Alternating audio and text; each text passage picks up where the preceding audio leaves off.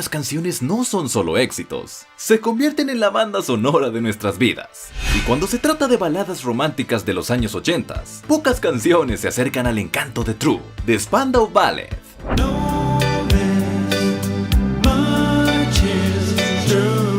Con su sonido suave y sofisticado, True nos lleva a un viaje nostálgico. Pero lo que muchos no saben es que esta canción nació de un amor no correspondido del guitarrista Gary Kemp, quien quiso capturar la elegancia de íconos como Marvin Gaye y Al Green en una balada pop. El resultado fue un clásico inmortal que hasta el día de hoy resuena en versiones, samples y bandas sonoras de todo el mundo. Incluso sin tener el impacto comercial de Duran Duran o la extravagancia de Boy George, Spandau Ballet marcó los años 80 de una manera única, convirtiéndose en uno de los grupos más exitosos de la era de los New Romantics, con 25 millones de álbumes vendidos.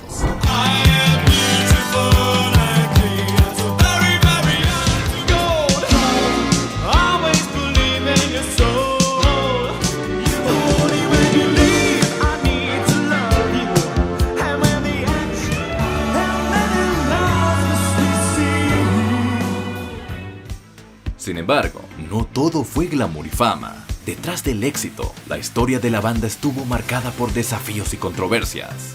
El nombre Spandau Ballet, por ejemplo, proviene de una oscura referencia a la Segunda Guerra Mundial, alejada de cualquier romanticismo. En el apogeo de su éxito, los miembros enfrentaron batallas de ego, disputas por dinero e incluso una amarga batalla legal en los años 90 que los separó durante casi 2 décadas. Ahora la pregunta sigue siendo, ¿cómo es que 5 chicos de la escena underground de Londres se convirtieron en estrellas del pop y luego se vieron en medio de peleas y disputas por dinero? ¿Cuál es la verdadera historia detrás del nombre de la banda y el éxito de True? Eso es lo que vamos a desvelar ahora. Si te gusta este video, deja un me gusta y suscríbete al canal. Y ahora, cuéntame en los comentarios, ¿cuál es tu canción favorita de Spandau Ballet? Spandau Ballet, como todo comenzó. Aunque eran muy jóvenes, los chicos del Spandau Ballet ya acumulaban casi 5 años de experiencia en bandas escolares antes de lanzar su primer álbum en marzo de 1981. Todo empezó en una escuela de Islington, donde el guitarrista Gary Kemp, el vocalista Tony Hadley, el saxofonista Steve Norman y el baterista John Keeble formaron la banda Roots. Con el tiempo cambiaron de nombre, pasaron de The Cuz a The Makers, y en 1978 con el ingreso del bajista Martin Kemp, el hermano menor de Gary, se hicieron conocidos como The Gentry. Al principio se sintieron solos y desanimados porque todavía no tenían un contrato discográfico, que era su sueño. Su suerte empezó a cambiar cuando un amigo, Steve Dagger, quien pronto sería su manager, le sugirió una salida. Ir al famoso Billy's, el único club de Londres que tocaba la glamurosa música que ellos amaban.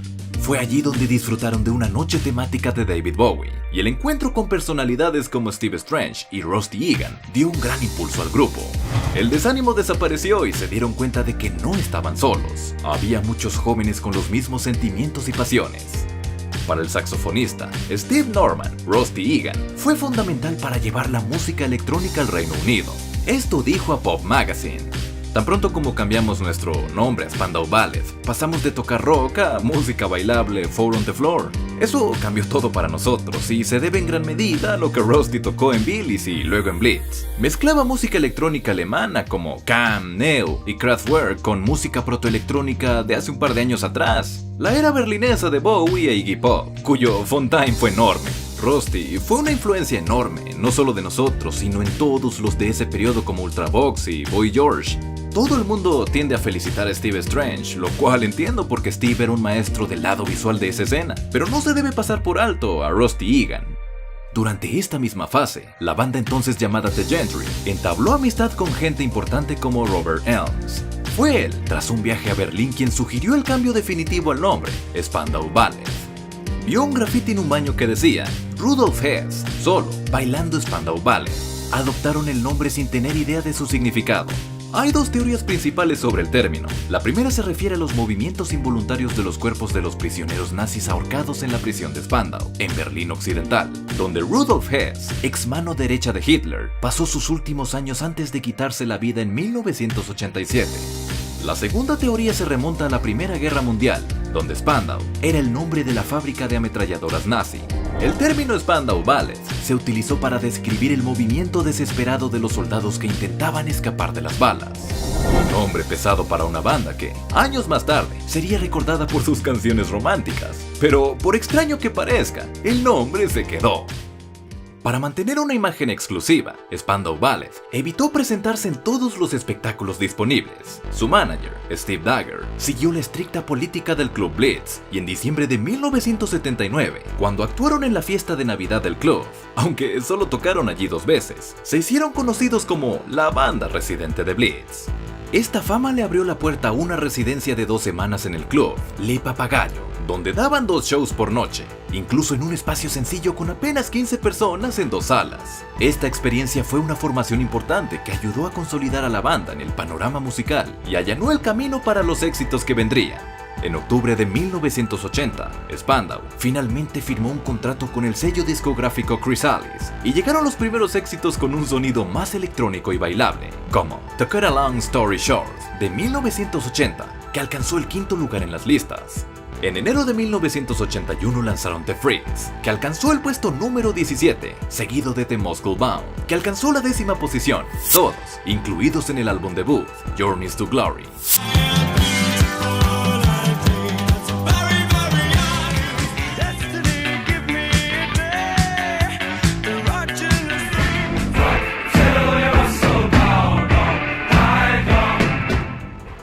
A principios de 1981, Spandau Ballet tuvo su primer momento en la televisión cuando aparecieron en el famoso programa musical Top of the Pops. Un momento decisivo para cualquier banda británica. Pasaron de ser una sensación de club alternativo a estar en el radar principal. En junio de 1981 lanzaron el sencillo Chant No. 1, Don't Need This Pressure On, con un ritmo más funky y toques de soul. Este cambio de ritmo continuó en los siguientes lanzamientos, incluido el álbum Diamond de 1982. Pero fue con el disco True de 1983 cuando Spandau Ballet alcanzó su apogeo. Liderada por el talento de Gary Kemp como compositor, la banda abandonó los sintetizadores pesados y comenzó a explorar un sonido más refinado e influenciado por el soul. Y así nació su mayor hit, True. El álbum del mismo nombre trajo suaves melodías y letras románticas que se alejaban de los experimentos electrónicos de los primeros años. La canción principal pasó 4 semanas en el número 1 de las listas en el Reino Unido entre abril y mayo de 1983. En los Estados Unidos alcanzó el número 4, siendo el único gran éxito de la banda allí. Para Gary Kemp, este cambio reflejó la evolución del grupo dentro del movimiento New Romantic, que en los años 80 definieron una generación junto a bandas como Duran Duran y Culture Club.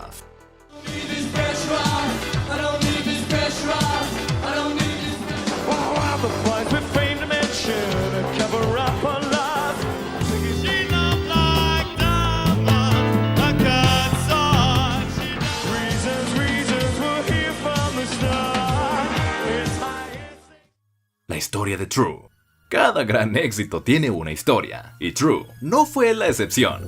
Para Gary Kemp, esta canción nació de una intensa mezcla de sentimientos e inspiraciones que marcaron su juventud. Todavía vivía en casa con sus padres cuando escribió la canción, y como joven de clase trabajadora, ni siquiera podía imaginarse salir de casa antes de casarse.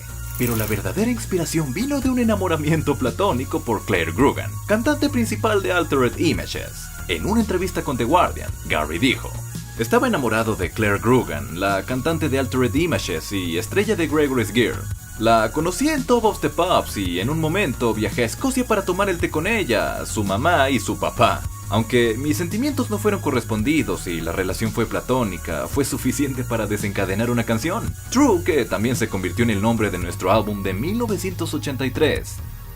True refleja la dificultad de expresar sentimientos profundos a la hora de componer una canción de amor. Por eso una de las líneas más llamativas es: ¿por qué me resulta tan difícil escribir la siguiente línea? Una pregunta que conlleva toda la lucha interna de intentar traducir las emociones en palabras. Muchas partes de la letra ocultan mensajes codificados para Claire. Por ejemplo, Take Your Seaside Arms se inspiró en el libro Lolita de Vladimir Nabokov, que ella le regaló a Gary. Pero al final, True trasciende a esta historia individual y se convierte en una canción sobre la propia visión del amor del compositor.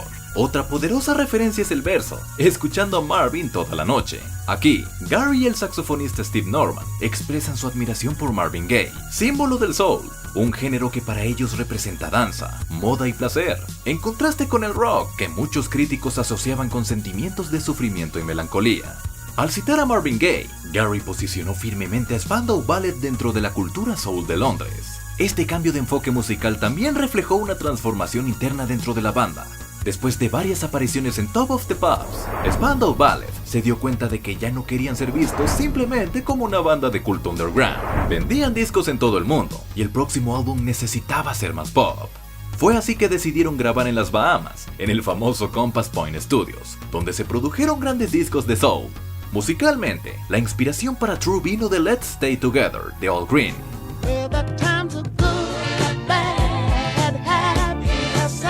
Curiosamente, el bajo de la canción no fue tocado por Martin Kemp. La banda optó por un bajo sintetizado con un sonido que recuerda a la canción Body Talk del grupo Imagination.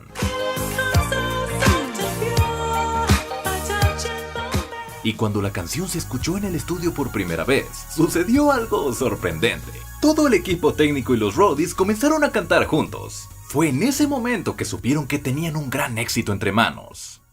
Tras el éxito de True, le llegó el turno al single, Gold, llevando a la banda nuevamente al top 10 británico, alcanzando la segunda posición aunque alcanzando el puesto 29 en Estados Unidos. El tercer sencillo americano, Communication, no logró despegar en la primavera de 1984, lo que marcó el comienzo de un declive comercial.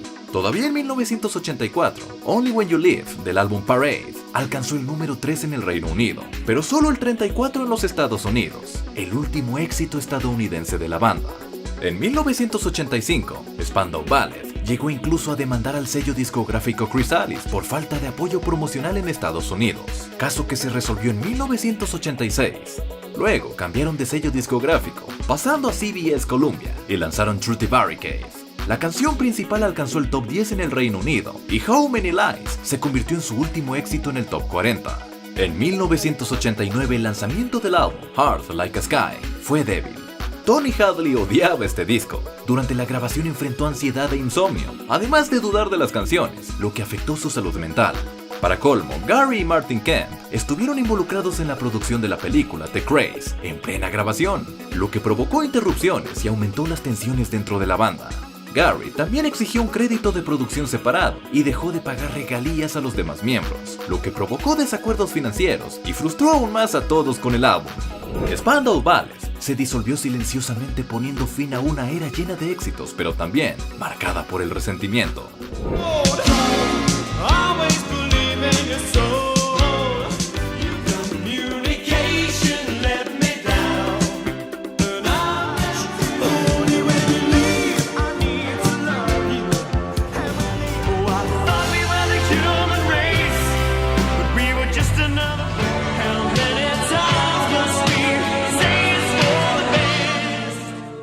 La amarga ruptura de Spandau Ballet.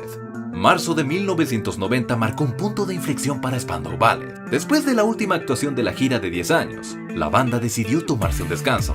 La idea inicial era que cada integrante se dedicara a nuevos proyectos, pero la ruptura pronto se convirtió en una ruptura definitiva, con una amarga batalla legal por los derechos de autor de las canciones. Tom Hadley, John Keeble y Steve Norman afirmaron que tenían un acuerdo verbal con Gary Kemp para recibir una parte de las regalías de composición.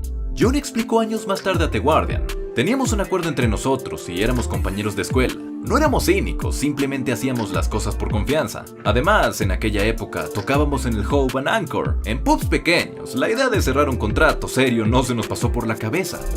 En el tribunal, el juez reconoció que los tres habían contribuido a las grabaciones, pero no lo suficiente como para convertirlos en coautores de las canciones. El veredicto favoreció a Gary y calificó de inaceptable que antiguos colegas reclamaran una parte de las ganancias que Gary siempre había tratado como exclusivamente suyas. Después de la derrota, Tony se sintió frustrado con el resultado porque esperaba una solución amistosa. Dejó una advertencia para los nuevos artistas: que esto sea una lección seria para cualquier artista o banda prometedora. No importa qué tan buenos amigos sean o si estuvieron juntos en la escuela, consigan un contrato. Mientras tanto, Gary resumió su victoria con una declaración contundente: veo esto como una victoria para todos los compositores. Para pagar sus deudas legales, Tony, John y Steve se vieron obligados a vender sus acciones de la compañía Spandau Ballet a Gary. Incluso intentaron hacer una gira como trío, pero enfrentaron un obstáculo: los derechos de nombre. Spandau Ballet era propiedad de Gary, Martin y el gerente Steve Dagger. Al no poder utilizar el nombre, se vieron obligados a abandonar la idea y seguir caminos diferentes. Este desenlace sepultó las posibilidades de reconciliación y el resentimiento fue tan grande que la separación duró casi 2 décadas. En la década de 1990, cada uno siguió su propio camino. Los hermanos Gary y Martin Kemp encontraron el éxito en sus carreras como actores, incluso interpretando a gángsters británicos en The Cray, mientras que Tony lanzó 2 álbumes en solitario que no tuvieron mucho éxito, y tanto él como John Keeble y Steve Norman enfrentaron dificultades como artistas individuales. Hasta que en 2009 se juntaron y anunciaron una gira mundial, enterrando el pasado. Tony Hadley comentó que el tiempo es un gran sanador, y al reencontrarse, se dieron cuenta de que seguían siendo grandes amigos. Las entradas se agotaron en poco tiempo y la gira arrojó ganancias millonarias para cada integrante. Ese mismo año, lanzaron el disco Once More, lo que les valió el premio a mejor rentabilidad en los Virgin Media Awards. Posteriormente, en 2010, el grupo realizó una gira por Australia. Se tomó un descanso de 3 años y regresó en 2014 con una gira mundial para promocionar el documental Soul Boys of the Western World. Pero en julio de 2017, Tony Hadley sorprendió a todos al anunciar que ya no formaba parte de Spandau Ballet. Desde septiembre de 2016, Tony ya había dejado claro que ya no quería trabajar con ellos. Steve Norman dijo que la separación no fue amistosa, y Martin Kemp describió la situación como extremadamente frustrante. Tony por su parte dijo que no estaba interesado en dedicarse a tiempo completo a Spandau Ballet, y su idea de reunirse de vez en cuando, como lo hacen algunos otros grupos, fue rechazada. En junio de 2018, después de un largo proceso de audiciones, la banda presentó a su nuevo cantante, Ross William Wilde, de 30 años. Sin embargo, en mayo de 2019, Ross anunció en las redes sociales que había dejado la banda. Tony Hadley declaró que no tiene interés en regresar como vocalista, diciendo que ha terminado con Spandau Ballet y que prefiere seguir su propia felicidad. Martin Kemp comentó que aunque está abierto a la idea de un reencuentro, los viejos egos y las peleas lo hacen muy complicado. Según él, cuando Spandau Ballet está unida son grandes amigos, pero separados, las cosas no funcionan. Reunir a todos sigue siendo un gran desafío. Si te gustó el contenido de hoy, no olvides suscribirte al canal, darle me gusta y comentar. Aprovecha también para compartir el video, para que pueda llegar a más personas. La semana que viene volveré con otro video sobre historias nostálgicas del mundo de la música.